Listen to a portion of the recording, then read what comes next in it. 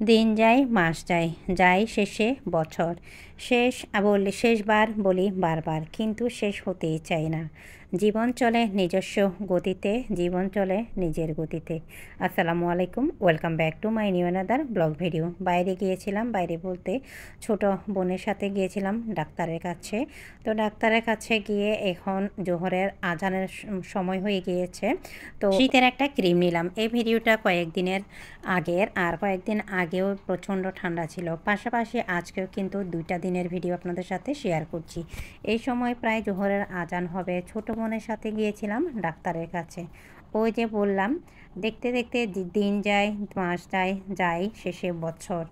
আর যেহেতু শীত চলে যাচ্ছে, ভাবলাম কয়েকবার আগেও বানিয়েছি, আপনাদের সাথে শেয়ার করেছি, আর আমার রান্নার চ্যানেলও শেয়ার করেছি। আর একবারের মতো ভাপা পিঠা তৈরি করি। যেহেতু আমার বড় ছেলে খুব বেশি পছন্দ করে, এই জন্য আসলে ভাপা পিঠা বেশি তৈরি করা হয় শীতকালে। আর আমি চলে আসছি ডাক্তারের কাছ থেকে এখন বাসায়। তো আমার ছোটো বোনও চলে গিয়েছে, ও অন্য গাড়িতে চলে গিয়েছে। যেহেতু আমি এক রাস্তায় যাব, অন্য রাস্তায় যাবে, তাই। তো যাই হোক, আমি বাসায় চলে এসেছি যথারীতি। এই সময়টা হচ্ছে বিকালে, ছাদে কাপড় দিয়ে তারপর 11টার সময় বের হয়েছিলাম, আর জোহরের সময় বাসায় এসেছিলাম। পাশাপাশি ভাবলাম ছাদ হতে কাপড়গুলো নিয়ে যাই। দেখতে দেখতে ওই যে বললাম, দিন যায়, মাস যায়, সপ্তাহ যায়, বছর যায়, এমন। সামনে কিন্তু শবে বরাত, এরপরে রমজান চলে আসছে। তো শীত তো মোটামুটি মানে কমে আসছে, আর বসন্ত শুরু হয়েছে। তো শীত যেহেতু চলে যাচ্ছে, আমি বিকালে অন্যথায় ভোরবেলায় কিন্তু শীত আসলেই টুকটাক ভাপা পিঠা বানাই। আর এই ভাপা পিঠাটা আমার বাসায় কিন্তু আমার বড় ছেলে, আমার ছোট ছেলে অনেক বেশি পছন্দ করে। আর অন্যান্য পিঠার তুলনায় শুধুমাত্র ভাপা পিঠাটায় একটু গুড়ের পরিমাণ বেশি দিয়ে ওরা বেশি খায়। এই জন্য ভাবলাম আপনাদের সাথে শেয়ার করি শেষবারের মতো। তো শেষবারের মতো হলেও এই ভিডিওটা আর বেশ কয়েকদিনের আগের, আর তারপরেও কিন্তু এখানে 2 দিনের ভিডিও অ্যাড করে তারপর আপনাদের সাথে শেয়ার করছি। তো এখানে ওই যে বললাম, আমি শেষবারের মতো বানাবো। আসলে এই যে পিঠার ভিডিওটা করেছি আমি, এই ভিডিওটা কিন্তু আমি রেকর্ড করার পরেও কিন্তু আরও কয়েকবার আমি ভাপা পিঠা তৈরি করেছি। যতবারই ভাপা পিঠা তৈরি করি বলি যে আর কিন্তু বানাতে পারবো না, একদমই ঝামেলা আর বিরক্তির একটা কাজ। তো এটা হচ্ছে পরের দিন ভোরবেলার একটি ভিডিও। তো এখানে দেখতে পাচ্ছেন আমি সমস্ত কাঁথা কম্বল সব রয়েছে, উঠিয়ে রাখছি। তো ভোরে ভোরে উঠেই আমি কিন্তু এই ভাপা পিঠা বানিয়ে নিয়েছি। আর ভাপা পিঠা সমস্ত প্রস্তুতি, হাঁড়ি পাতিল সব কিছু রেডি করা, চালের গুঁড়া মাখা থেকে শুরু করে সব কিছু কিন্তু আমি রাতে প্রিপারেশনটা নিয়ে রাখি, যাতে করে ভোরে উঠে খুব তাড়াহুড়ো করতে না হয়, কারণ আমার ছোট ছেলে মাদ্রাসায় যাবে। তো ভাপা পিঠা যদিও চুলায় দিলে খুব একটা সময় লাগে না, শুধুমাত্র বেশি সময় লাগে সব কিছু তৈরি করে নিতে। চুলাতে দিলে কিন্তু, ভাপে দিলে 1 মিনিটও আমার মনে হয় লাগে না। এই হচ্ছে অবস্থা। তো ওই তো এই ভিডিও সেই ভিডিও সব কিছু মিলে 2-3 দিনের ভিডিও আজকে আপনাদের সাথে নিয়ে আসলাম। দেখতে দেখতে কিন্তু দেখা গেল শবে মেহরাজ চলে গেল, শবে বরাত সামনে আসছে, পাশাপাশি আসছে রমজান। তো খুব বেশি একটা রমজানের কিন্তু দেরি নেই। তো আল্লাহ পাক যেন আমাদের প্রত্যেকটা মুমিন মুসলমানকে এই রমজান, সামনে 2025 সালে রমজান রাখার তৌফিক দান করেন। আলহামদুলিল্লাহ, আমিন। আল্লাহর কাছ থেকে সবার জন্য এই দোয়াটাই চাই।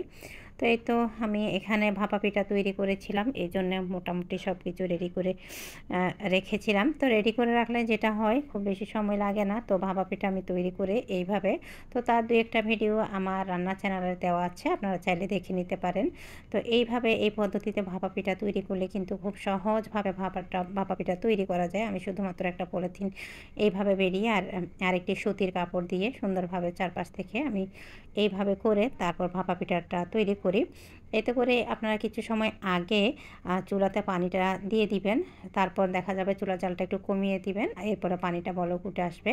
কারণ চুলার জালটা যদি বাড়িয়ে দেন, সেক্ষেত্রে কিন্তু চারপাশ থেকে অতিরিক্ত আগুনের তাপে যে প্লাস্টিকটা বেঁধে দিয়েছি আমি, সেটা যদি আপনারা ফলো করতে যান, সেক্ষেত্রে কিন্তু সেটা পড়ে যাবে। এই হচ্ছে অবস্থা। ভাপা পিঠা তৈরি করার পরে আমি যা যা ছিল সব কিছু ধুয়ে নিয়েছি, যার যার খাটে তারা নিজেরা শোয়া আছে। তো ভাপা পিঠা এখানে রেডি করে রেখে এরপর আমি ডাইনিং টেবিলটা পরিষ্কার করে নিয়েছি। এরপরে যে মাটির মোড়না রয়েছে আর নেট রয়েছে সব কিছু ভাপা পিঠার জন্য যা যা আমার প্রয়োজন ছিল আমি ধুয়ে নিয়েছি। নাস্তাটা আমি পরে করব ভাপা পিঠা দিয়ে। যদি আমি সব কাজ না করে নাস্তাটা করি তাহলে সেক্ষেত্রে দেখা যাবে নিজেকে একটু ভারী মনে হয়। আর নাস্তা করার পরে বা ভাত খাওয়ার পরে কিন্তু কাজ করা যায় না। এজন্য আগে ভাগে কাজগুলি করে তারপর নাস্তা করতে বসি বা ভাতটা খাই। এতে করে কিন্তু দেখা যায় অনেক রিল্যাক্স মনে হয়, খুব দ্রুত কাজগুলো করা হয়ে ওঠে বা করতেও পারি। তো যাই হোক, এরই মাঝে আমি এই তো ডাইনিং টেবিলটা পরিষ্কার করে নিয়েছি। ডাইনিং টেবিলটা রাত্রে সেদিনকে আমি পরিষ্কার করিনি, মানে আগের দিন। সবসময় তো আমি রাতেই পরিষ্কার করি। অবশিষ্ট নারকেল, খেজুরের গুড় এই অবস্থায় ডিপ ফ্রিজে আমি রেখে দেবো। তো এই যে ভিডিওটা দেখছেন, এই ভিডিও আমি রেকর্ড করার পরেও কিন্তু আরও কয়েকবার ভাপা পিঠা অলরেডি আলহামদুলিল্লাহ তৈরি করে খেয়ে ফেলেছি। সেই সময় আর ভিডিও করিনি। আলহামদুলিল্লাহ অনেক মজার আর অনেক ভালো হয়েছে। ইনশাল্লাহ রমজান শুরু হওয়ার আগে শবে বরাতের পরে হয়তো বা আল্লাহ বাঁচিয়ে রাখলে আরও একবার মতো বানাতে পারি আলহামদুলিল্লাহ, যেহেতু আমার ছেলেরা অনেক বেশি লাইক করে।